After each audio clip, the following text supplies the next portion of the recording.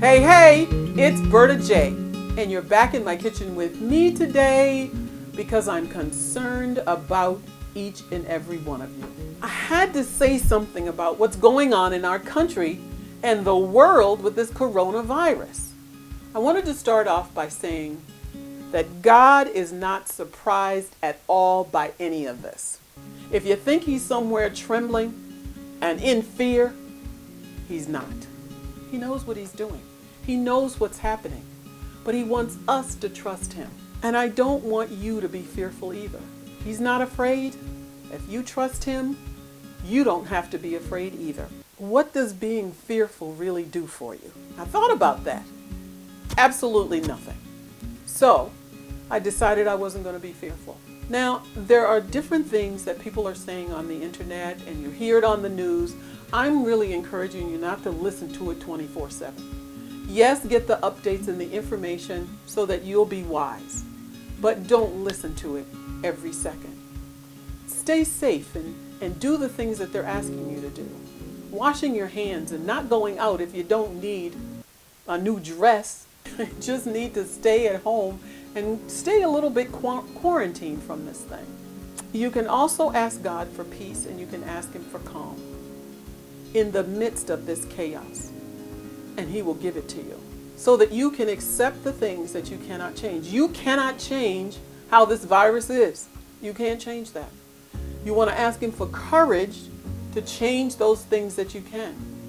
And those things are wise things that you can do to stay home and to eat healthy. You watch my channel because I'm always giving you these recipes and information.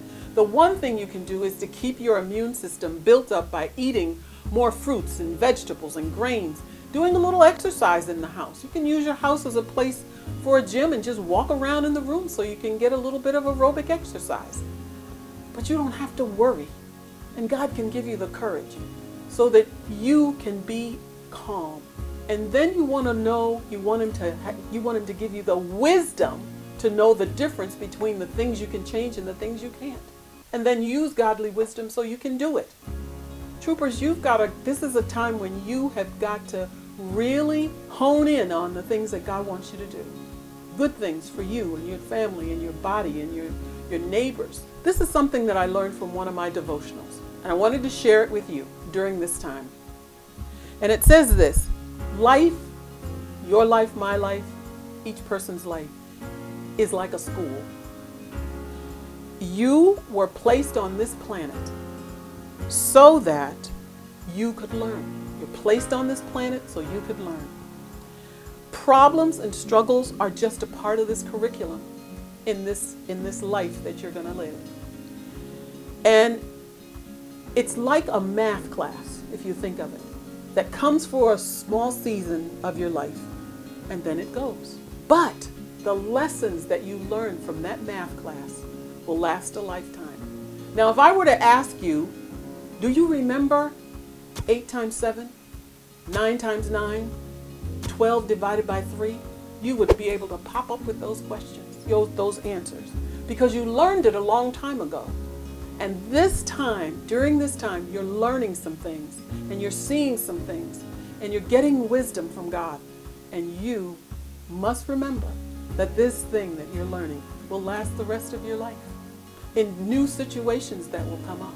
And I want you to remember, this is not going to last forever. This too shall pass. And I wanted to say lastly, stay focused, don't be afraid, use wisdom, and live one day at a time, 1 minute at a time, 1 moment at a time. Okay? And you will find that if you focus on where you are, not on what's happening out there every other second, you will have a calmer and peaceful and more serene existence. Okay? And so until next time, troopers, stay wise, stay safe. Okay? Bye for now.